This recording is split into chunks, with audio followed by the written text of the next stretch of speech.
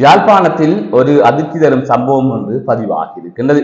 பட்டப்பகலில் மக்கள் பார்த்திருக்கின்ற பொழுதே யுவதி கடத்தப்பட்டிருக்கின்றார். இதன் பின்னணி என்ன என்பது தொடர்பாக இதிலே பார்க்க இருக்கின்றோம். மற்றொரு செய்தியாக யாழ்ப்பாணம் நல்லூர் ஆலயத்திற்கு முன்பாக அல்லது நல்லூர் ஆலய பகுதியிலே அசைவ உணவகம் ஒன்று அண்மையிலே திறந்து வைக்கப்பட்டிருந்தது. இது தொடர்பாக போராட்டங்களும் எழுந்திருந்தது. இந்நிலையில் குறித்த அசைவ உணவகம் அகற்றப்படுகின்றது என்கின்ற ஒரு தகவல் வெளியாகி இருக்கின்றது. அது எவ்வாறான தகவல்கள் என்பது தொடர்பாகவும் இதிலே பார்க்க இருக்கின்றோம். அதற்கு முதல் JK ரிப்போர்ட் எனப்படுகின்ற இந்த யூடியூப் சேனலை சப்ஸ்கிரைப் செய்து கொள்ளுங்கள். தொடர்ந்து அருகில் இருக்கின்ற பெல் பட்டினை கிளிக் செய்வதன் ஊடாக நான் போடுகின்ற ஒவ்வொரு காணொளிகளையும் நீங்கள் உடனுக்குடன் பார்க்கக்கூடிய வகையிலே இருக்கும். நான் நடவாசா ஜெயகாந்தன். தற்பொழுது செய்திகளுக்குள்ளே செல்லலாம். யாழ்ப்பாணம் தெல்லிப்பளை போலீஸ் பிரிவுக்குட்பட்ட இளவாலை சந்திக்கு அருகிலே நேற்றைய தினம் மாலை வேளையிலே யுவதி ஒருவர் கடத்தப்பட்டிருப்பதாக செய்திகள் வெளியாகி பெரும் அதிர்வலைகளை ஏற்படுத்தி இருக்கின்றது. இது தொடர்பான CCTV காட்சிகளும் வெளியாகி இருக்கின்றது. இதன் பின்னணி என்ன என்பது தொடர்பாக போலீசார் சில தகவல்களை வெளியிட்டிருக்கிறார்கள்.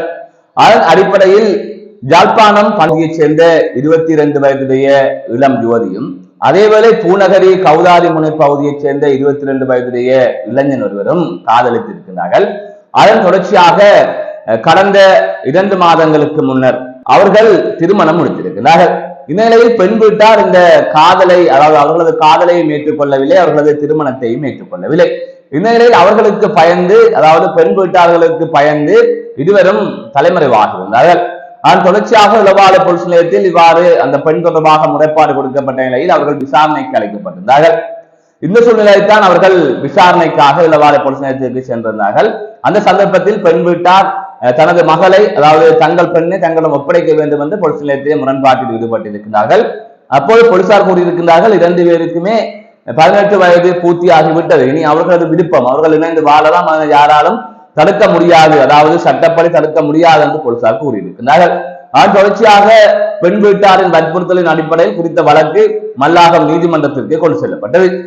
இந்நிலையில் இந்த வழக்கு தொடர்பாக நீதிமன்றத்தில் விசாரணைகள் மேற்கொள்ளப்பட்ட போது இருவருக்கும் திருமண வயது வந்துவிட்டதால் இவர்களை பிரிக்க முடியாது என்று மல்லாகம் நீதிமன்றமும் உத்தரவு ஒன்றினை பிறப்பித்திருந்தது. அதன் தொடர்ச்சியாகத்தான் இளவாலை சந்திக்கு அருகிலே நேற்றைய தினம் 4:37 மணி அளவில், அதாவது நேற்றைய தினம் மாலை வேளை குறித்த யுவதி கடத்தப்பட்டதாக கூறப்படுகின்றது.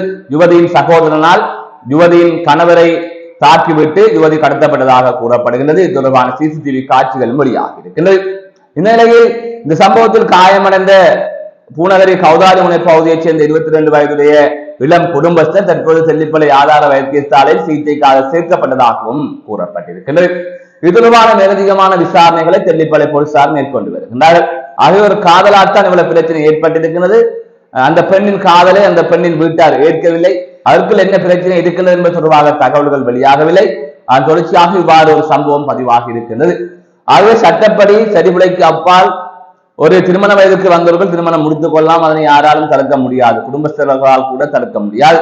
அப்படி இருக்கின்ற போது சட்டத்தை மீறி யுவதியை கடத்துவது அல்லது அவர்களை அச்சுறுத்துவது என்பது சட்டத்திற்கு உட்பட்டு அது ஒரு பிழையான செயலாகவே இருக்கின்றது. ஆகவே இவ்வாறான ஒரு செயலை அவர்கள் பெண் வீட்டார் செய்திருக்கின்றார்கள் என்பதுதான் தற்பொழுது வெளிவந்திருக்கின்ற செய்தியாக இருக்கின்றது. மற்றொரு செய்தியாக சில தினங்களாக கடும் சர்ச்சையை ஏற்படுத்திய விடயம் நல்லூர் ஆலயத்தின் முன்வீதியில் அல்லது நல்லூர் ஆலய சுற்றுச்சூழல் பகுதியிலே அசைவ உணவகம் ஒன்று திறக்கப்பட்டது.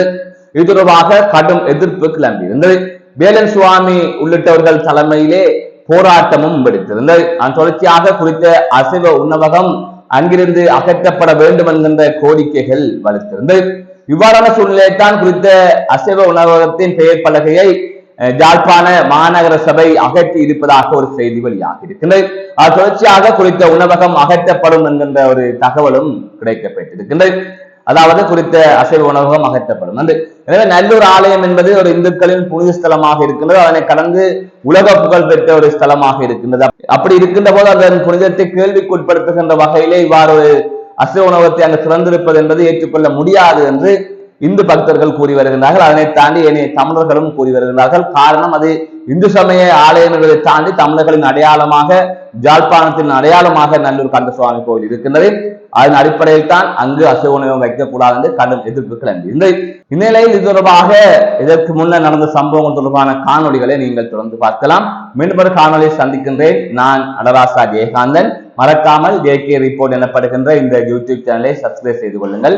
தொடர்ந்து அருகில் இருக்கின்ற பெல் பட்டினை கிளிக் செய்வதன் ஊடாக நான் போடுகின்ற ஒவ்வொரு காணொலிகளும் உடனுக்குடன் உங்களுக்கு வந்து சேரும். செய்திகளை தாண்டி செய்திகளுக்கு பின்னால் என்ன நடந்தது, செய்தியின் உண்மைத்தன்மைகள் உங்களுக்கு உடனுக்குடன் கிடைப்பதற்கு இதை செய்வதன் ஊடாக உங்களுக்கு அது சாதகமான ஒரு சூழல் இருக்கும் என்பதில் மாற்று கருத்தில்லை. வணக்கம். இன்றைய தினம் 2025 ஆண்டு மே மாதம் 21ஆம் தேதி புதன்கிழமை மாலை 6 மணி அளவிலே நல்லூரில் அமைந்துள்ள சிவகுரு ஆதீனத்தில் தமிழ் சைவ பேரவையினுடைய அழைப்பின் பேரில் சைவ அமைப்புகள் ஒன்று கூடி அண்மையிலே நல்லூர் முன்வீதியிலே திறக்கப்பட்ட அசைவ உணவகத்தை மூட வைக்க வேண்டிய தேவைப்பாடு பற்றி ஆலோசித்திருந்தோம். அந்த வகையிலே இன்றைய தினம் யாழ் நீதவான் நீதிமன்றிலே யாழ் மாநகர சபையினுடைய சுகாதார பகுதியினரால் தாக்கல் செய்யப்பட்ட வழக்கு தண்டப்பண அறவீட்டுடன் மேலும் 7 நாட்கள் அவகாசம் கொடுக்கப்பட்டிருக்கக்கூடிய சூழ்நிலையிலே சைவ அமைப்புகள் மிகவும் அவசரமாக நாங்கள் இன்று மாலையிலே ஒன்று கூடி ஒரு தீர்மானத்தை நிறைவேற்றி இருக்கின்றோம்.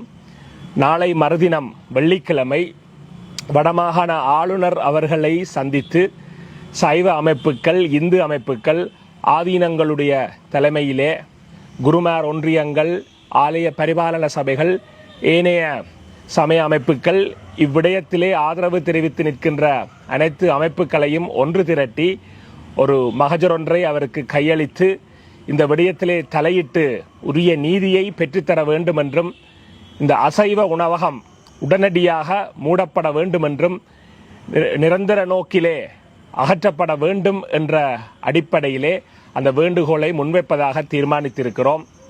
ஆகவே இந்த சந்தர்ப்பத்திலே அனைத்து சைவ அமைப்புகள், இந்து அமைப்புகள், ஆலய பரிபாலன சபைகள், இதிலே ஆர்வம் கொண்டிருக்கின்ற, நீதிக்காக போராடுகின்ற அனைத்து அமைப்புகளையும் நாங்கள் அன்புரிமையோடு அழைத்து நிற்கின்றோம். நாளைய தினம் 22ஆம் தேதி வியாழக்கிழமை நள்ளிரவுக்கு முன்பாக தமிழ் சைவ பேரவையினுடைய நிர்வாக காரியதரிசியினுடைய பின்வரும் தொலைபேசி, கையடக்க தொலைபேசி இலக்கத்துக்கு புலனத்தின் ஊடாகவோ நேரடியாகவோ நீங்கள் உங்கள் அமைப்புகளுடைய பெயர்களை அனுப்பி வைத்தால் அவற்றையும் நாங்கள் இதற்கு ஆதரவான அமைப்புகளாக இணைத்துக் கொள்ள முடியும் என்பதை தெரிவித்துக் கொள்கின்றோம். தொலைபேசி இலக்கம் 077 075 6333 077 075 6333. ஆக இந்த ஒரு வேண்டுகோளை சைவ அமைப்புகள் சார்பிலும் சைவ மக்கள் சார்பிலும் நாங்கள் அனைவரிடமும் வேண்டி நிற்கின்றோம். நாம் அனைவரும் ஒன்று சேர்ந்து நல்லூரினுடைய புனிதத்தையும், தமிழர்களுடைய அடையாளத்தையும், சைவ தமிழ் அடையாளத்தையும் பேணி பாதுகாக்க வேண்டிய தேவை அனைவருக்கும் இருக்கக்கூடிய இந்த சந்தர்ப்பத்திலே இந்த விடயத்திலே அனைவரும் ஒன்றுபட்டு முழுமையான ஆதரவை தருமாறு அனைத்து சைவ அமைப்புகள் சார்பிலும் தமிழ் சைவ பேரவை சார்பிலும் அன்புரிமையோடு கேட்டு நிற்கின்றோம். நன்றி.